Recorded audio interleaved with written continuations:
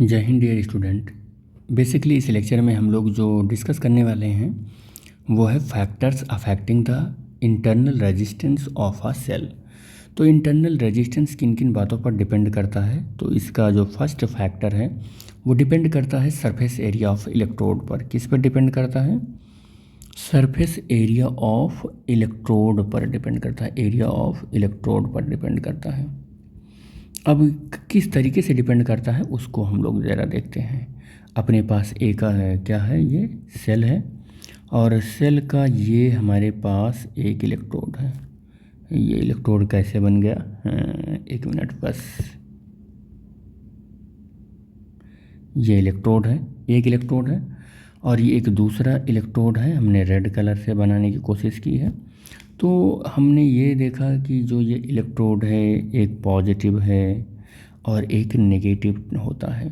ठीक है, इस तरीके से एक और सेल हम बना लेते हैं, एक और सेल बना लेते हैं, एक सेल और बना लेते हैं और इसमें जो हमने इलेक्ट्रोड बनाई है वो कुछ इस तरीके से बनाई है और इस तरीके से बनाई है। और इलेक्ट्रोड का ये पॉजिटिव टर्मिनल है और ये नेगेटिव टर्मिनल है।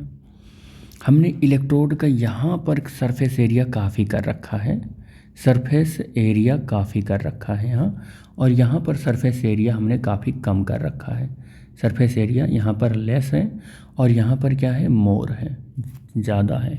ठीक है, तो जब कभी भी हमारा जब यहाँ पर आयन चलेगा, आयन ऐसे चलेगा इसकी ओर, तो एरिया बड़ा होने की वजह से जल्दी से इससे क्या हो जाएगा, जल्दी से इस पर पहुंच जाएगा। कहीं से भी मूव करेगा तो जल्दी पहुंच जाएगा।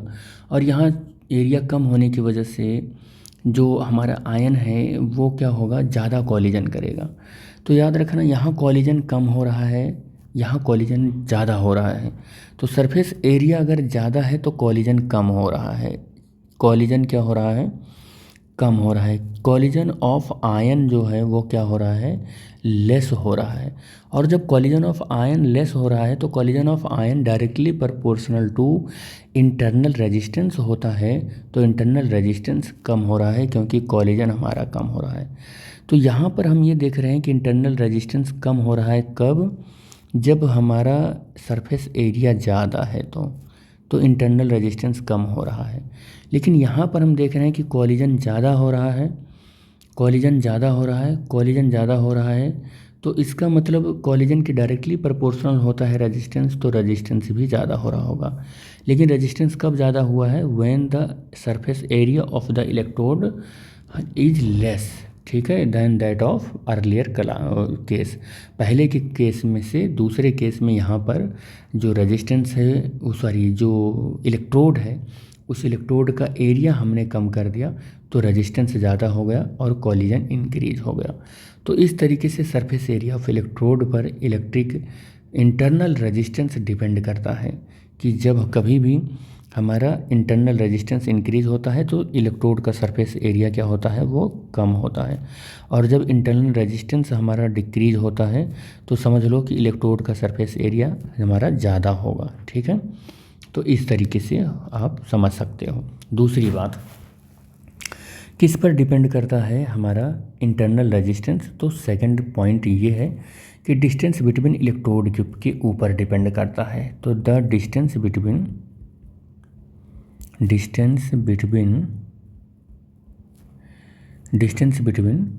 द इलेक्ट्रोड के ऊपर डिपेंड करता है। किसके ऊपर? इलेक्ट्रोड के ऊपर डिपेंड करता है। सेम प्रोसेस यही है। देखो, डिस्टेंस बिटवीन इलेक्ट्रोड के ऊपर डिपेंड करता है।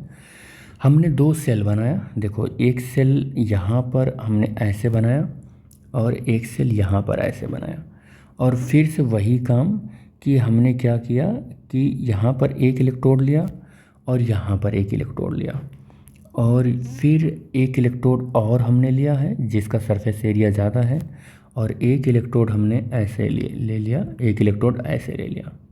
लेकिन अब की बार इलेक्ट्रोड को हमने बहुत पास रखा, ये इलेक्ट्रोड को हमने क्या किया है, बहुत पास रख दिया है।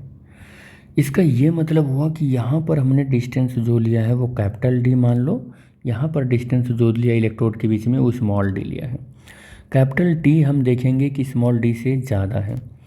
अगर स्मॉल डी ज़्यादा है तो यहाँ पर जो होगा वो क्या होगा कि कॉलिजन ज़्यादा देर तक करेगा हमारा कोई भी चार्ज आयन इस पॉजिटिव टर्मिनल से नेगेटिव टर्मिनल पर पहुंचने के लिए ज़्यादा कॉलिजन हो जाएंगे, क्योंकि इस आयन को इलेक्ट्रोलाइट्स के अंदर काफ़ी देर तक मूव करना पड़ गया, तो कॉलिजन ज़्यादा हो गया। यहाँ पर क्या हुआ, कॉलिजन ज़्यादा होगा। Collision is more in electrolytes lights from positive terminal to negative terminal inside the cell के अंदर में। और यहाँ पर क्या हो रहा है, कॉलिजन के साथ यहाँ पर कॉलिजन क्या हो रहा है, कॉलिजन इज लेस, ठीक है, देन द फर्स्ट केस। तो फर्स्ट केस के रिस्पेक्ट में कॉलिजन क्या हो रहा है, कम हो रहा है। क्यों कम हो रहा है, क्योंकि हमने इलेक्ट्रोड को बहुत पास लगा दिया, तो अब हमारा जो आयन है इधर से पॉजिटिव टर्मिनल से निकला, नेगेटिव टर्मिनल पर बिना टाइम स्पेंड किए ही बहुत कम कॉलिजन करके पहुंच गया। तो कॉलिजन अगर कम होता है तो collision directly proportional to resistance होता है। तो अगर कॉलिजन कम हुआ तो रेजिस्टेंस भी कम हुआ।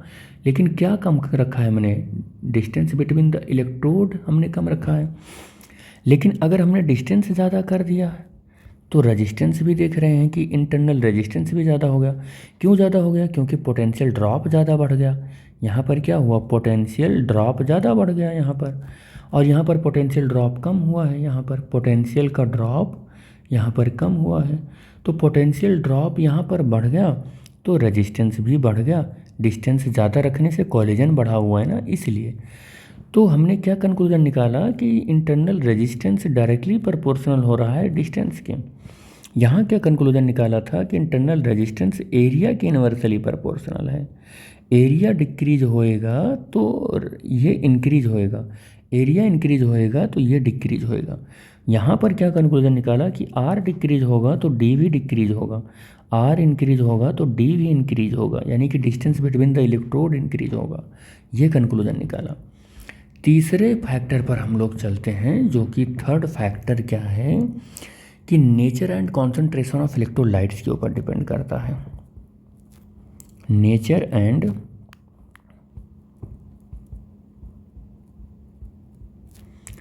कॉन्सेंट्रेशन ऑफ इलेक्ट्रोलाइट्स के ऊपर डिपेंड करता है। इलेक्ट्रोलाइट्स तो इनके ऊपर भी डिपेंड करता है ये, ठीक है। अब हम कहें कि हमारे पास एक इलेक्ट्रोलाइट्स है सेल में एक इलेक्ट्रोलाइट्स है, ये हमारा सेल है का इलेक्ट्रोड है, और एक सेल ये है जिसमें ये इलेक्ट्रोड है। दो हमारे पास सेल हैं जिसमें इलेक्ट्रोड्स हैं, ठीक है। एक में आयन कम है, एक में आयन का कॉन्सेंट्रेशन ज़्यादा है, ठीक है। एक में आयन कम है, एक में आयन का कॉन्सेंट्रेशन ज़्यादा है। तो सपोज कर लेते हैं कि यहाँ का कॉन्सेंट्रेशन क्या है, कॉन्सेंट्रेशन ज़्यादा है, और यहाँ का कॉन्सेंट्रेशन हमारा क्या है, कॉन्सेंट्रेशन जो है वो कैसा है, ये हमारा लेस कॉन्सेंट्रेशन है, और यहाँ का हाइयर कॉन्सेंट्रेशन है, ऐसा मान कर चलते हैं। अगर हाइयर कॉन्सेंट्रेशन होगा तो आयन बहुत पास होंगे, आयन बहुत पास होंगे, और जब आयन बहुत पास होंगे तो जो हमारा पॉजिटिव इलेक्ट्रोड से नेगेटिव इलेक्ट्रोड की ओर जो हमारा चार्ज फ्लो होएगा वो यहाँ पर ज़्यादा कॉलिजन कर लेगा, क्योंकि कॉन्सेंट्रेशन ज़्यादा है।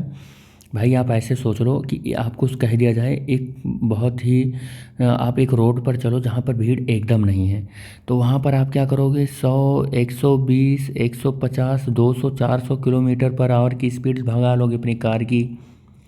और जहाँ पर आपको मेले में कह दिया जाए चलो मेले के अंदर चलाओ कार, अब आपको क्या होगा कि पहले गियर से दूसरा गियर लगाने की नौबत नहीं आएगी।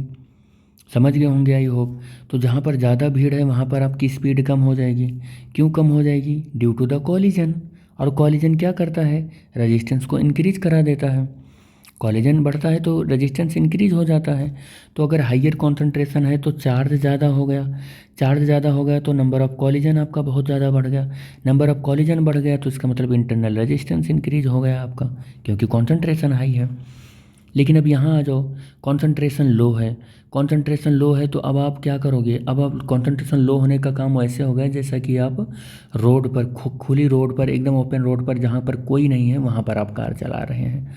तो ऐसी जगह पर कार चला रहे हैं तो कोई कॉलिजन होगा ही नहीं, या कॉलिजन होने के चांसेस कम हैं। तो कॉलिजन होने के चांसेस कम हैं तो इंटरनल रेजिस्टेंस क्या हो जाएगा, कम हो जाएगा। इंटरनल रेजिस्टेंस क्या हो जाएगा, कम हो जाएगा। तो कॉलिजन कम होगा तो इंटरनल रेजिस्टेंस कम हो जाएगा। तो लेस कॉन्सेंट्रेशन के लिक्विड में इंटरनल रेजिस्टेंस कम होता है। एक चीज़ आपको समझ में आ गया होगा कि हम बार बार डाइल्यूट H2SO4 क्यों लिख रहे थे, बार बार हर लेक्चर में हम ये बार बोल रहे थे कि यहाँ पर जो हमने इलेक्ट्रोलाइट से लिया उसमें डाइल्यूट क्यों लिखा, बार बार आपके दिमाग में आ रहा होगा ये कि बार बार ये सर ने डाइल्यूट क्यों लिखा। तो ड्यू टू दिस रीज़न कि डाइल्यूट H2SO4 इसलिए ले रहे थे क्योंकि उसका इंटरनल रेजिस्टेंस कम होता है, डाइल्यूट का कम होता है, और कॉन्सेंट्रेशन का इंटरनल रेजिस्टेंस क्या होता है, ज़्यादा होता है। क्यों ज़्यादा होता है, due to the more number of collision between the ions. तो इसलिए इंटरनल रेजिस्टेंस ज़्यादा होता है तो पोटेंशियल ड्रॉप भी यहाँ ज़्यादा हो जाता है। फोर्थ फैक्टर क्या होगा, फोर्थ फैक्टर पर चलते हैं कि फोर्थ फैक्टर क्या है, the temperature of the electrolytes. The temperature of the electrolytes, temperature of electrolytes, ठीक है। अब आपको मैं एग्जांपल देकर आपको बता दूं कि आप गर्मियों के दिनों में जो जलेबी होता है, जलेबी का जो सीड़ा होता है, सीड़ा मतलब चाशनी उसकी जो होती है, तो उस चाशनी को गर्मी के दिनों में देखो क्या होता है, वही चाशनी बहुत डाइल्यूट रहती है। क्या रहती है, डाइल्यूट रहती है। क्यों डाइल्यूट रहती है, क्योंकि गर्मी के दिनों में टेम्परेचर इंक्रीज हुआ रहता है। और ठंडी के दिनों में वही चाशनी आप देखो, चाशनी देखो तो विंटर सीजन में क्या होता है, विंटर सीजन में टेम्परेचर हमारा लो रहता है। अब यहाँ पर उसी चाशनी का कॉन्सेंट्रेशन देख लो तो क्या होता है, तो कॉन्सेंट्रेशन यहाँ पर हाई रहता है उसी चाशनी का, और यहाँ पर डाइल्यूट रहता है, टेम्परेचर इंक्रीज रहता है। इलेक्ट्रोलाइट के साथ यही पंगा है, यही पंगा है। क्या है कि जब टेम्परेचर आप इंक्रीज करते हो, जब टेम्परेचर क्या करते हो, इंक्रीज करते हो, टेम्परेचर गर्मियों के दिनों में इंक्रीज होता है तो इलेक्ट्रोलाइट्स डाइल्यूट रहता है। टेम्परेचर इंक्रीज होने से इलेक्ट्रोलाइट्स डाइल्यूट होता है, और डाइल्यूट इलेक्ट्रोलाइट्स का इंटरनल रेजिस्टेंस क्या होता है, कम होता है, अभी अभी हमने बताया। और जब टेम्परेचर हमारा क्या होता है, कम रहता है, तब हमारा क्या होता है, लिक्विड कॉन्सेंट्रेटेड रहता है, और कॉन्सेंट्रेटेड का इंटरनल रेजिस्टेंस क्या होता है, इंक्रीज हुआ रहता है, बढ़ा हुआ रहता है। इसका मतलब क्या हुआ कि इलेक्ट्रोलाइट्स का कॉन्सेंट्रेशन इंक्रीज करने से इंटरनल रेजिस्टेंस कम हो जाता है, और इलेक्ट्रोलाइट्स को डाइल्यूट करने से यानी कि टेम्परेचर को इंक्रीज करने से इंटरनल रेजिस्टेंस हमारा क्या हो जाता है, वो कम हो जाता है। टेम्परेचर इंक्रीज हुआ, इंटरनल रेजिस्टेंस डिक्रीज हुआ, टेम्परेचर डिक्रीज हुआ तो इंटरनल रेजिस्टेंस इंक्रीज होता है। तो कुछ इस तरीके से चार ऐसे फैक्टर हैं जो इंटरनल रेजिस्टेंस जिनके ऊपर डिपेंड करता है। तो बस इस लेक्चर में हम इतनी ही बातें करेंगे बेटे। नेक्स्ट लेक्चर में हम लोग मिलने वाले हैं कॉम्बिनेशन ऑफ रजिस्टर के साथ। Thanks for watching the video. Thank you बेटा।